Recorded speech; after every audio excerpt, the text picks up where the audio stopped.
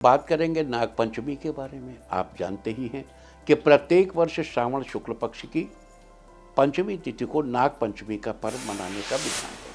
हमारे देवताओं के बीच नागों का हमेशा से अहम स्थान रहा है। उदाहरण के लिए आप देख सकते हैं कि श्री विष्णु जी शेषनाग की शैया पर सोते हैं और भगवान शंकर अपने गले में नागों को यज्ञोपवीत के रूप में रखते हैं, गले में पहने रहते हैं। भागवत गीता में भगवान श्री कृष्ण ने अपने को सर्पों में वासुकी और नागों में अनंत कहा है। बता दूं कि दक्षिण भारत में नाग पंचमी के दिन लकड़ी की चौकी पर लाल चंदन से सर्प बनाए जाते हैं या मिट्टी के पीले या काले रंगों के सांपों की प्रतिमाएं बनाई या खरीदी जाती हैं और उनकी दूध से पूजा की जाती है।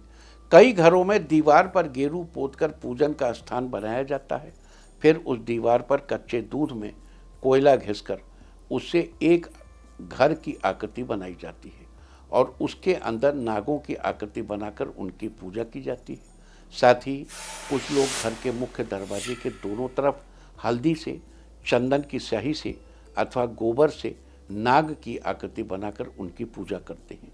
नाग पंचमी का ये त्यौहार सर्प दंश के भय से मुक्ति पाने के लिए और काल सर्प दोष से छुटकारा पाने के लिए मनाया जाता है। लिहाजा अगर आपको भी इस तरह का कोई भय है या आपकी कुंडली में काल सर्प दोष है तो उससे छुटकारा पाने के लिए आपको आज इन 8 नागों की पूजा करनी चाहिए।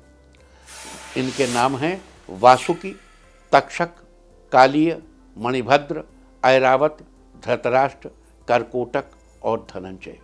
आपको बता दूं कि प्रत्येक जनपत्रिका में राहु से केतु 7वें खाने में होता है और काल सर्प दोष का मतलब है सारे ग्रहों का राहु और केतु के एक ही तरफ होना। अतः आपकी जनपत्रिका में ऐसी स्थिति बन रही है तो आपको आज नाग पंचमी की पूजा जरूर करनी चाहिए। लेकिन यहाँ आपको एक और बात बता दूं कि अगर आपकी पत्रिका में काल सर्प दोष नहीं है तब भी आपको आज दिशाओं के क्रम में नागों की पूजा जरूर करनी चाहिए, क्योंकि राहु तो सभी की जनपत्रिका में होता है। लिहाजा काल सर्प दोष हो या न हो, राहु संबंधी समस्या की शांति के लिए दिशाओं के सही क्रम में पूजा करना सभी के लिए फायदेमंद साबित होगा। तो आइए चर्चा करते हैं नाग पंचमी की पूजा की। यहाँ बता दूं कि राहु सर्प का मुंह है और केतु सर्प की पूंछ है। चूँकि पूजन मुख में करना उचित है, लिहाजा आपको ये देखना है कि आपकी जनपत्रिका के किस खाने में राहु बैठा है और फिर उसी के अनुसार सही दिशा में नाग पंचमी की पूजा करनी है। सबसे पहले आपको एक वर्ग बनाना है।